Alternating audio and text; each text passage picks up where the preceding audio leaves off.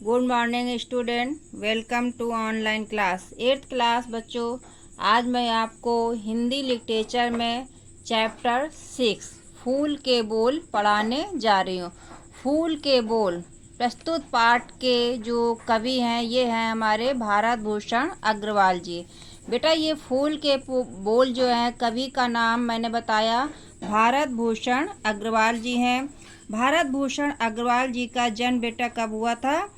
3 अगस्त सन 1919 ईस्वी को हुआ था। कब हुआ था? 3 अगस्त सन 1919 ईस्वी को मथुरा में हुआ था।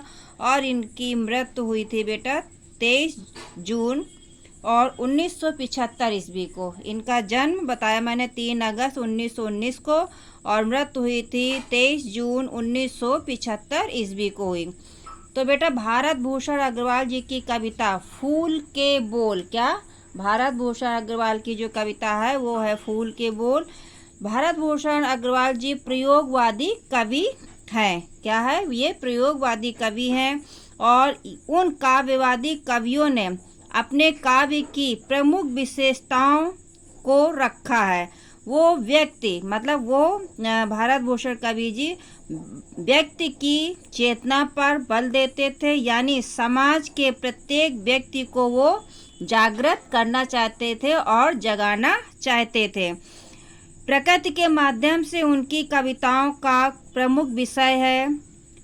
आइए हम कुछ इस प्रकार की कविता है फूल के बोल। तो आइए हम कवि द्वारा रचित कविता के भावों को जानने का प्रयास करते हैं। तो बेटा फूल के बोल, तो आपने इसमें देखा लिखा है, बसंत ऋतु के दौरान बगीचे की सुंदरता व मनमोहकता का सारा श्रेय हम बसंत ऋतु को ही दे देते हैं। इस ऋतु को रंगने के पीछे अनगिनत फूलों का जो श्रम है, जो संघर्ष है, प्रायः उसे हम भूल जाते हैं। ठीक उसी प्रकार किसी भी सराहनीय निर्माण के पीछे बहुत से लोगों का विश्रम व संघर्ष के योगदान होता है, किसी एक व्यक्ति का नहीं होता है। तो आइए हम अपने पाठ में आते हैं। फूल के बोल देखिए लिखा क्या है, हंसते खिलखिलाते रंग बिरंगे फूल। क्या?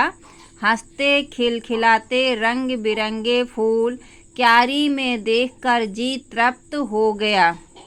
कवि मतलब भारत भूषण अग्रवाल जी हंसते खिलखिलाते हुए मतलब अपने उपवन वाटिका में जब गए तो अपने बगीचे में अनेकों प्रकार के फूल खिले हुए देखा और बहुत सारे अनेकों प्रकार के फूलों की सुगंध को भी उन्होंने महसूस किया और क्यारी में देखकर जी तृप्त हो गया। मतलब क्यारी में बगीचे में अनेकों प्रकार के फूलों को देखकर जी तृप्त हो गया, मतलब उनका मन संतुष्ट हो गया, खुश हो गया, गदगद हो गया। मतलब कि फूलों की सुंदरता को देखकर उनका मन जो था वो बहुत ही खुश हो गया।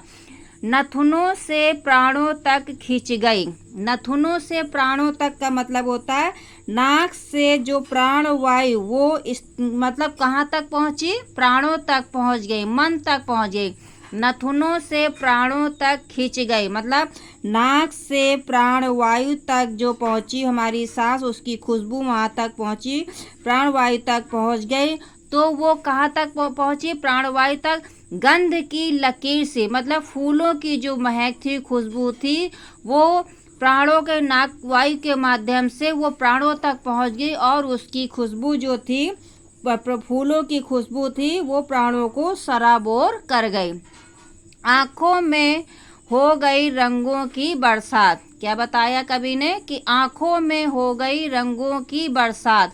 कवि के आँखों में उन अनेकों प्रकार के फूलों की बरसात मतलब अनेकों प्रकार के रंग आँखों में समा गए और वो उन फूलों के बारे में सोचने लगा। उन फूलों की खुशबू उनके हृदय में, आँखों में समा गई। अनायास कहे उठा वह। अनायास मतलब अचानक ही कवि का मन फूलों की सुंदरता को देखकर खुश हो गया और अचानक, अनायास मतलब बेटा अचानक, अचानक ही कवि कह उठा। क्या कह उठा? वाह धन्य है बसंत ऋतु। मतलब उसने किसकी तारीफ करी? बसंत ऋतु की तारीफ करी। वाह धन्य है बसंत ऋतु, धन्यता, प्रमुखता, श्रेय, सारा श्रेय किसको दिया? उस बसंत ऋतु को उन्होंने, कवि ने सारा श्रेय बसंत ऋतु की तारीफ करी और उसकी ही प्रशंसा करी।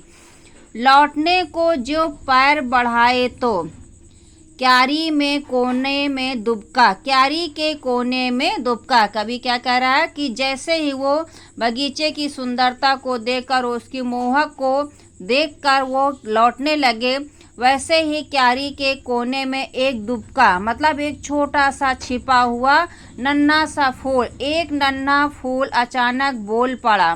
कौन बोला बेटा? एक छोटा सा फूल था, वो बोल पड़ा। किससे बोला? कवि से। सुनो, किसने कहा? एक नन्हे से फूल ने कहा सुनो, कवि से कहा सुनो, एक छोटा सा सत्य तुम्हें सौंपता हूँ। किसने कहा? उस छोटे से फूल ने कवि से कहा कि सुनो, मैं तुम्हें एक बात बताना चाहता हूँ, जो बात तो बहुत छोटी सी है किंतु वो सत्य है, और सत्य बात मैं तुम्हें, अपनी बात अब तुमको सौंपना चाहता हूँ, समर्पण करना चाहता हूँ।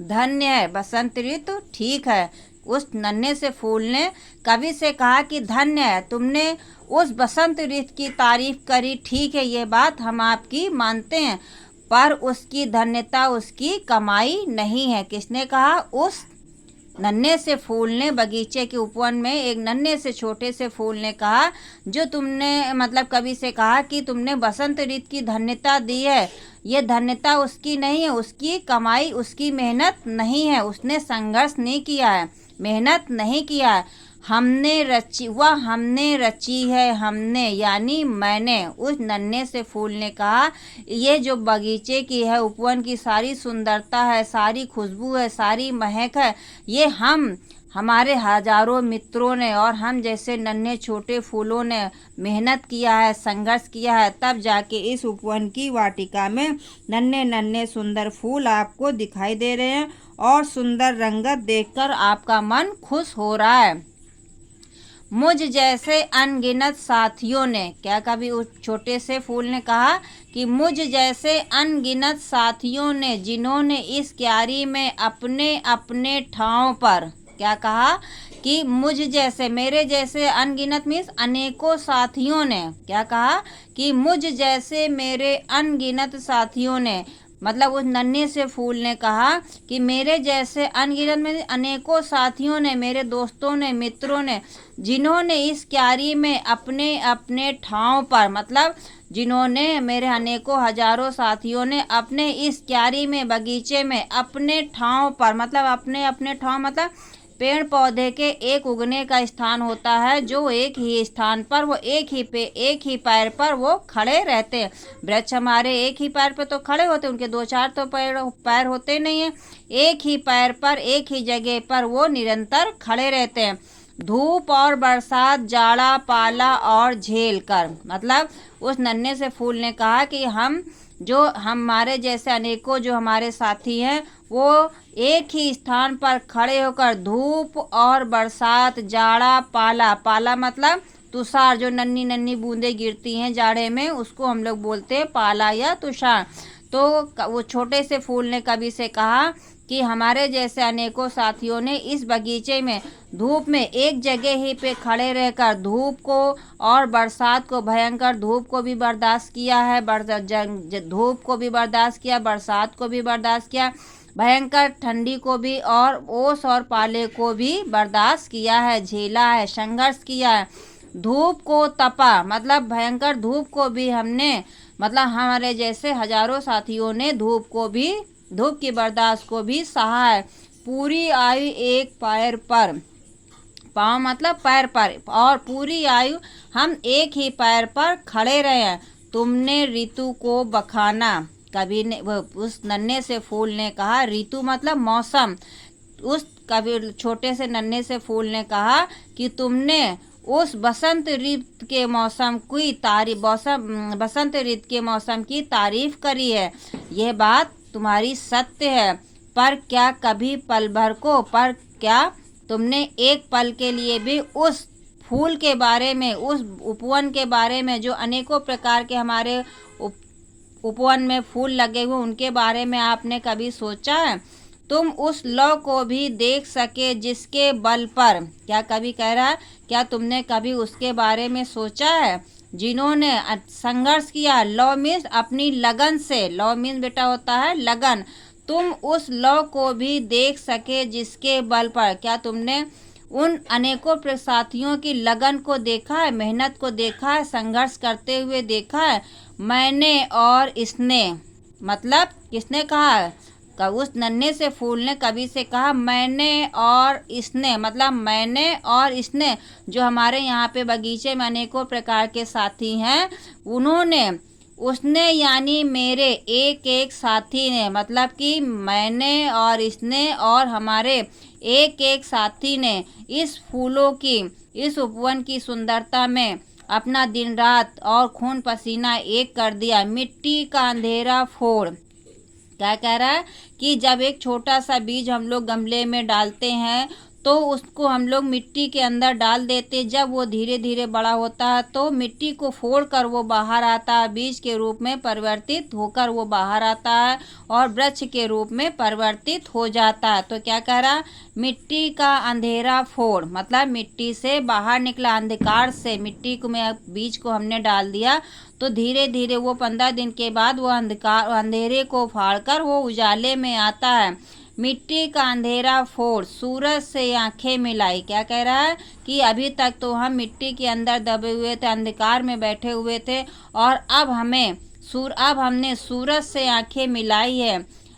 उसे यदि जानते हो तुम भी रंग जाते एक ऋतु में। कवि क्या कह रहा है कि सॉरी वो उस फूल, नन्हा सा फूल उससे कह रहा है कवि से कि यदि तुम उसको जानते होते तो तुम भी उस ऋतु की तारीफ न करके उस फूलों की सुंदरता, उस मौसम की सुंदरता को न बखानते बेटा, तुम उस फूल की और हमारे जैसे अनेकों साथियों की तारीफ करते।